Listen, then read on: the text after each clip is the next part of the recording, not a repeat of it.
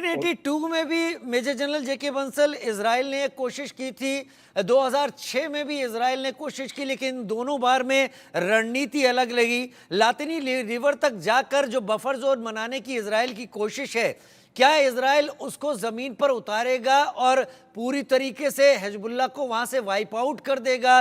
क्या इस पर काम कर रहा है? आगे हम चर्चा में आगे भी शामिल होंगे, लेकिन मैं ग्रुप कैप्टन वीएन झा को भी ले आना चाहता हूं। मेरे दर्शक जो इस पूरे कॉन्फ्लिक्ट को टुकड़ों में समझ रहे हैं, आप लोगों के जरिए सिलसिलेवार समझते चले जाएंगे कि क्या हुआ था, क्या हो रहा है अभी। ग्रुप कैप्टन वीएन झा, ये एक अजीब तरीके की लड़ाई में शायद ईरान ने दखल दिया है, जहां पर जमीनी लड़ाई किसी हालत में होती अभी दिख नहीं रही है, क्योंकि जॉर्डन अब तक जिस मुस्लिम उम्मा की बात ईरान करने की कोशिश कर रहा है, जॉर्डन अभी तक न्यूट्रल है। जॉर्डन ने अपने एयर स्पेस में पिछले अप्रैल के अटैक के दौरान भी ईरान की मिसाइलें और उसके ड्रोन को मार गिराया था, और जॉर्डन के इस एक्ट पर काफ़ी सारे सवाल ईरान ने भी उठाए थे। तो जॉर्डन अभी तक अपने को आइसोलेट करके रखा हुआ है। राफा के बाद, राफा में जब गाजा से लोग जा रहे थे, उसके बाद से मिस्र का कोई बयान सामने नहीं आया है।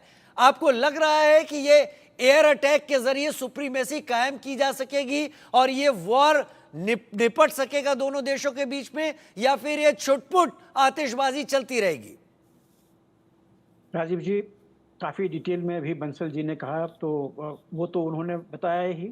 लेकिन एक बात बिल्कुल सटीक है कि जिस तरह से ईरान ने हमला किया हुआ है, ईरान किसी भी तरह से, चूंकि उसका जो सीमा क्षेत्र है वो सीमा इसराइल से नहीं लगता है कहीं पे, और जितनी दूरी है दोनों देश के बीच में, ग्राउंड ट्रूप्स भी वहाँ पे इन्वेजन नहीं कर सकते हैं।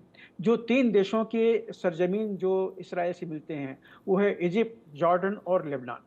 तो अभी इजिप्ट के साथ में, जॉर्डन के साथ में जो इसराइल का डायरेक्टली जो एग्रीमेंट है, उसके चलते वहाँ पे हॉस्टिलिटी की संभावना बहुत कम है। हालांकि चोरी छिपे कुछ चीज़ें हो रही हैं जो कि अभी लाइमलाइट में नहीं आई हैं। बच गया लेबनान। तो लेबनान की अपनी आर्मी है, लेकिन उनकी आर्म फोर्सेस की इसराइल के साथ कोई दुश्मनी लग नहीं रही है अभी कि कोई कॉन्फ्लिक्ट एरिया है। लेकिन लेबनान में जो हिजबुल्लाह एक पैरेलल आर्मी बना लिया हुआ है, वो हमेशा इसराइल के ऊपर में अटैक करता है। और हिजबुल्लाह, चाहे हमास हो, हिजबुल्लाह हो या हुती हो, ये तीनों टेररिस्ट ऑर्गेनाइजेशंस हैं, प्रोस्क्राइब्ड टेररिस्ट ऑर्गेनाइजेशन हैं, और ये हमेशा से इसराइल की शांति भंग करने में लगे हुए हैं। वो नहीं चाहते हैं कि इसराइल वहाँ रहे। उन्हीं का नारा है कि रिवर टू सी, उसमें इसराइल का कोई स्थान है ही नहीं। तो ये जब इस तरह की जब हेट्रेड, इस तरह की जब दुर्भावना किसी एक कंट्री के साथ में हो, तो उसको साथ में लेके चलना बहुत मुश्किल होता है। और जितनी सारी लड़ाइयाँ पीछे में भी हुई हैं, आपने ज़िक्र किया 1982 का, उसके बाद 2006 में भी इस्राएली आर्मी जो थी वो काफ़ी आगे तक बढ़ गई थी लेबनान में, इसी के चलते, हिजबुल्लाह के चलते ही। लेकिन फिर उस एरिया को छोड़ दिया, और जैसे आपने बताया कि जो ग्रीन लाइन था, ब्लू लाइन और रिवर के बीच में ये कुशन एरिया जो है, ये आज के दिन में इसराइल के सर्वाइवल के लिए बहुत ज़रूरी है। क्योंकि आपको पता है लगभग 3000 रॉकेट्स जो हैं वो वहीं से आए हुए हैं, जो नदर्न इसराइल है वहाँ पे गिराए गए हैं। तो वहाँ के लोग पीस में नहीं रह सकते जब तक कि ये सब एक्टिविटी चल रही है। लेकिन अब आते हैं कि अभी जो आपने कहा कि क्या दोनों में लड़ाई हो सकती है, दोनों में किसी तरह की हार जीत हो सकती है? तो नहीं, क्योंकि ग्राउंड इन्वेजन जो है ईरान इसराइल में कर नहीं सकता है। नेवी में भी वो नहीं कर सकता, क्योंकि नेवल, चाहे वो मेडिटेरियन हो चाहे रेड सी हो, दोनों में जो अमेरिका की जो फ्लीट हैं वो इस कदर से वहाँ पे अपनी शक्ति बनाए हुए हैं कि कोई भी ईरानी शिप जो है वहाँ पे अपना अपना दखल अंदाजी करने की कोशिश नहीं कर सकता। बच गया सिर्फ एयर स्पेस।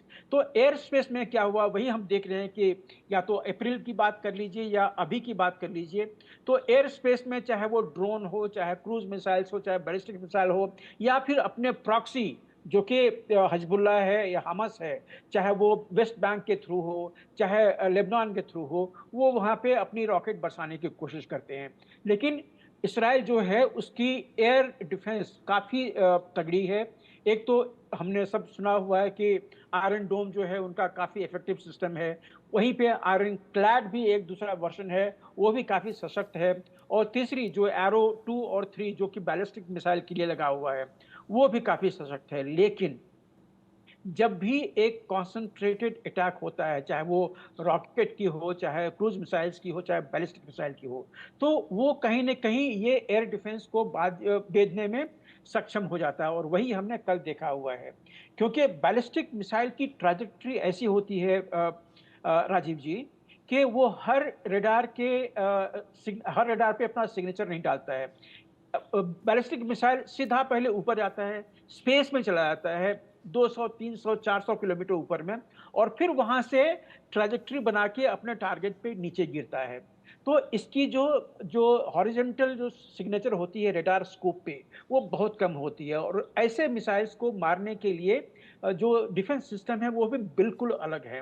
तो यही कारण है कि अभी जो 180 मिसाइल छोड़े गए थे ईरान से, उसमें से काफ़ी मिसाइल जैसे हमने काफ़ी वीडियो क्लिप्स देखे हुए हैं। हालाँकि इज़राइल मना कर रहा है कि हमारे ऊपर में कोई डैमेज नहीं हुआ, लेकिन जितने हमने इम्पैक्ट्स देखे हुए हैं अलग-अलग वीडियो क्लिप में, लगता है कि इज़राइल में डैमेज तो हुआ है।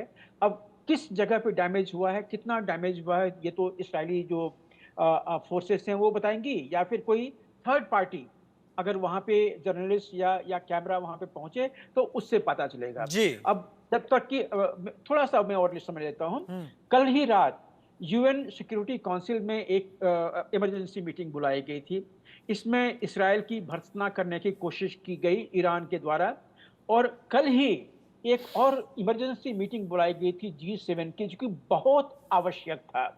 आपको पता है कि पिछले लगभग 2 महीने, 3 महीने में ये जो वेस्टर्न ब्लॉक हैं, चाहे यूरोपियन यूनियन हो, चाहे नेटो ब्लॉक हो, उसमें थोड़ी कहीं-कहीं पे दरार आ रही थी।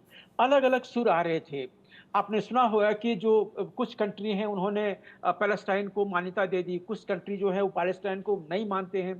तो इस तरह की जो अलग-अलग आवाज़ें आ रही थी, इसी के लिए G7 की मीटिंग बुलाई गई थी कि G7 और उसके बाद फिर यूरोपियन यूनियन और नेटो ये सब एक सुर में बात करें क्योंकि अभी ये जो कॉन्फ्लिक्ट है, ये काफ़ी क्रिटिकल स्टेज पे है। इसको फ्लेयर अप होने में कोई देर नहीं लगेगा। तो ये सारी चीज़ें चल रही हैं। अब हम भगवान से प्रार्थना करते हैं कि ईरान को सद्बुद्धि दे क्योंकि ईरान का कोई डायरेक्ट स्टेक है नहीं। ईरान के ऊपर में हमला नहीं किया गया है। हानिया मारा गया था, वो अलग चीज़ था।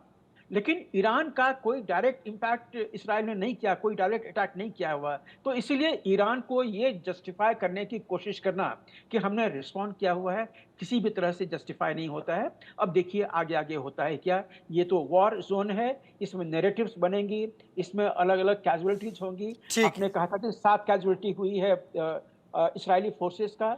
जब इन्वेड करते हैं, तो इन्वेज़न में तो आप कुछ कैज़ुअल्टी तो नेतन्याहू एक्सपेक्ट ने कर भी साफ कह दिया है इस बात को। नेतन्याहू ने भी साफ कह दिया है कि रात के अंधेरे में ईरान ने बहुत बड़ी गलती कर दी है और इस गलती की कीमत ईरान विल हैव टू चुकानी पे पड़ेगी। For it. ये शब्द थे बेंजामिन नेतन्याहू के। और इजराइल अब तक अपने शब्दों पर, अपनी कही गई बातों पर खरा उतरा है। चबाकर शब्द बोलने वाली इजराइल की सरकार है, यानी वो जो बोल रही है उस पर एक्ट करने की भी तैयारी में रहती है। डॉक्टर सौरभ मेरे साथ जुड़े हुए हैं, सुरेंद्र सिंह जी मेरे साथ जुड़े हैं, विदेश मामलों के एक्सपर्ट हैं। और इनसे अब मैं क्योंकि अभी मैंने आप दोनों फोर्सेस के लोगों से समझने की कोशिश की कि क्या हुआ है जंग के मैदान में और जंग के हालात में, अब डिप्लोमेटिकली इस पूरे मसले को कैसे देखा जा सकता है।